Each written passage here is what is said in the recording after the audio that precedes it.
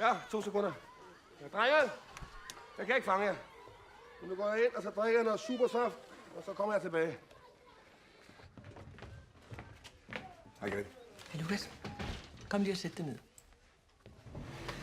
Hvordan går det med lille Markus? Jamen, det går godt. Han er jo ikke så lille mere. Det går stærkt. Men jo, jeg planer, at han skal flytte ind hos mig her lige en jul. Mm-hmm. Ja, jeg har tænkt det. Jeg kan simpelthen ikke få det ud af hovedet. En af vores børn har fortalt nogle ting, som jeg bliver nødt til at tale med dig om. Ja, selvfølgelig. Jeg ved godt, at barnet har en livlig fantasi, men jeg vil nu lige nævne det for dig alligevel. Ja, selvfølgelig. Hvem er det, vi taler om? Ja, det kan jeg ikke sige.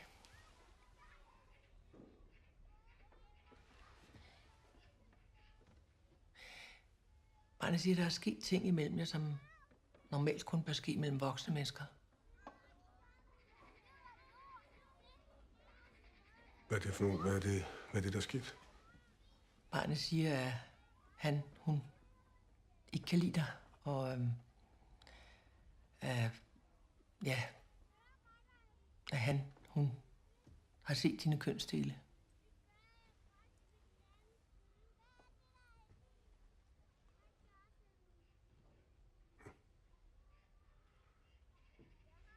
Jamen, hvordan fanden skulle det være sket? Ja, det ved jeg ikke.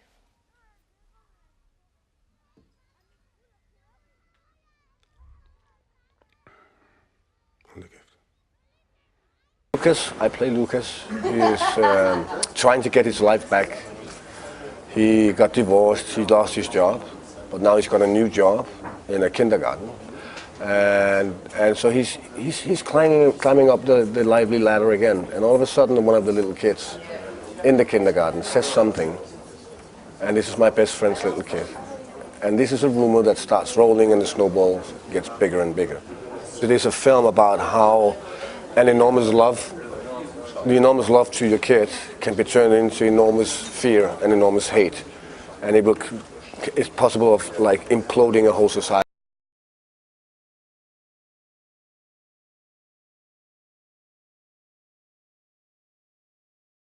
Lucas, I play Lucas. He is trying to get his life back. He got divorced, he lost his job, but now he's got a new job in a kindergarten. And so he's climbing up the lively ladder again. And all of a sudden, one of the little kids in the kindergarten says something. And this is my best friend's little kid. And this is a rumor that starts rolling and the snowball gets bigger and bigger.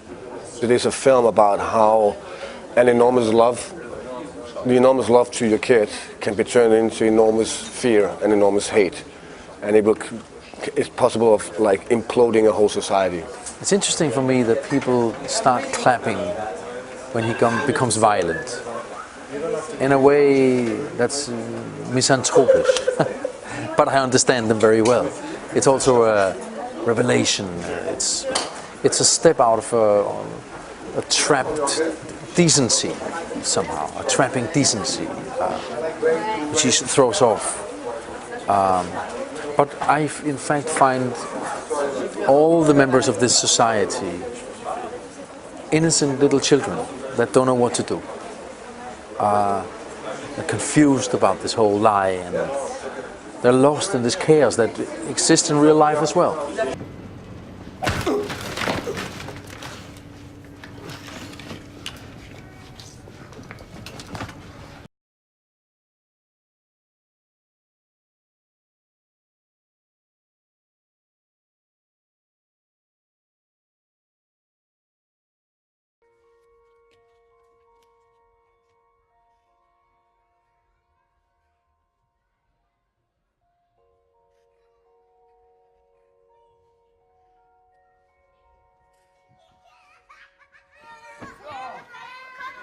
De er så svage. Hvem skal jeg køle luften? Nej.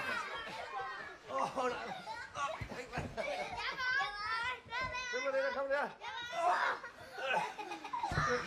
Jeg skal have pause. Jeg kender min lille pige, og hun lyver ikke, og det har hun aldrig nogensinde gjort.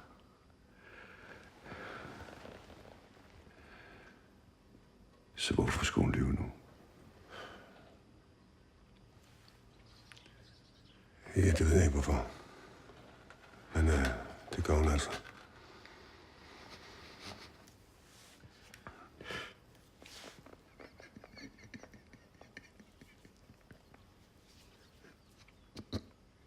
Lukas var satan. Det er jo, jeg har ikke rørt din datter.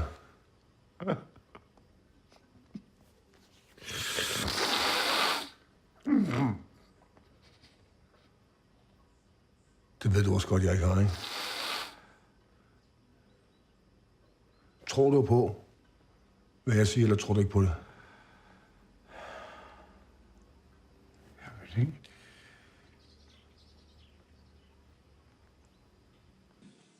To answer the first question, this film is inspired by quite a few cases, one of which is the Bjørn case from Norway.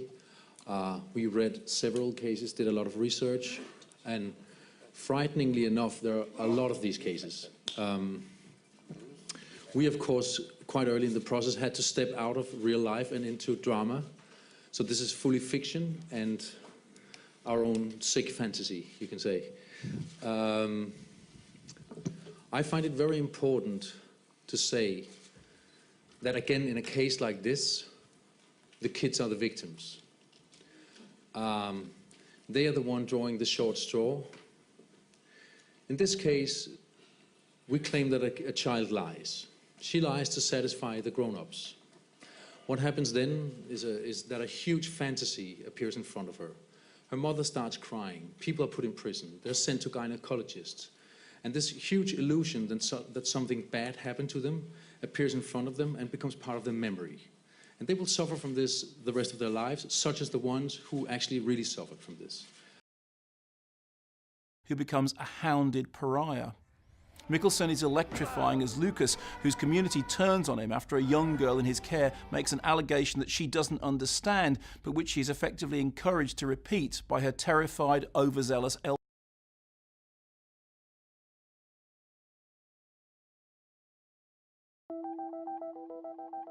The Me Too movement. Me Too movement. In the Me Too movement. It's a non-verbal cue. And they are just so fucking fragile. Where is the line now? Me Too has prompted some companies in the West to introduce new measures to deal with sexual harassment. But it has also provoked an all-too predictable backlash. I've seen signs of a kind of panic around sexuality and particularly a tendency to vilify all men. People are not actually going through any court process. We are risking a kind of sort of social media lynching.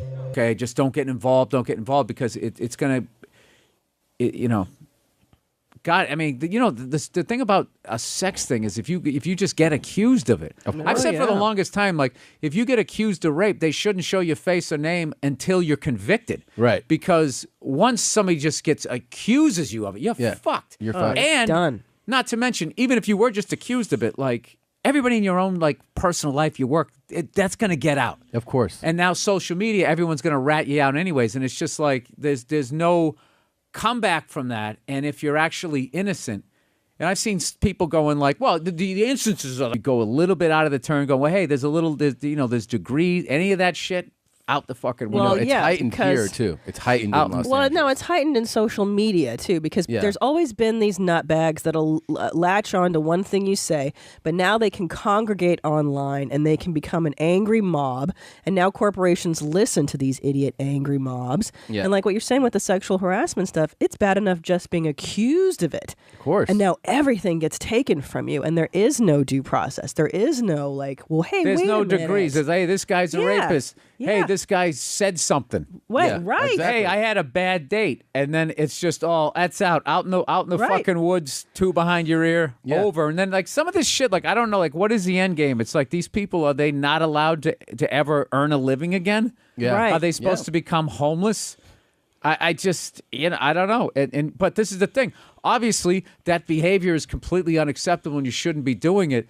But the way that they're I just look at it this way. It's like this shit was like a fucking pressure cooker because no one was listening. So in a way, it's deserving on the male side that this is happening, but it's fucking exploding now. But any sort of like, hey, okay, let's find out what happened. Yeah. You know, other than being acknowledged by men, this is a movement that was, largely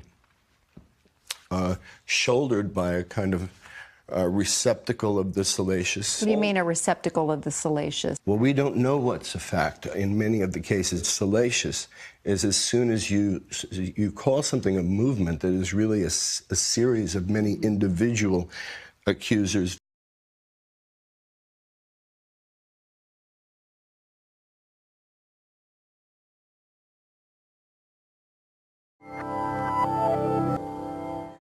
Justice is one of those things that people talk about all the time without really being specific about what they mean. Activists talk about economic justice, police and lawyers talk about criminal justice, parents, teachers, and students talk about justice a lot too, though they may never use that word. When there's a fight on the playground or you get a grade you think you don't deserve, we find ourselves talking about what's fair, and that is talking about justice.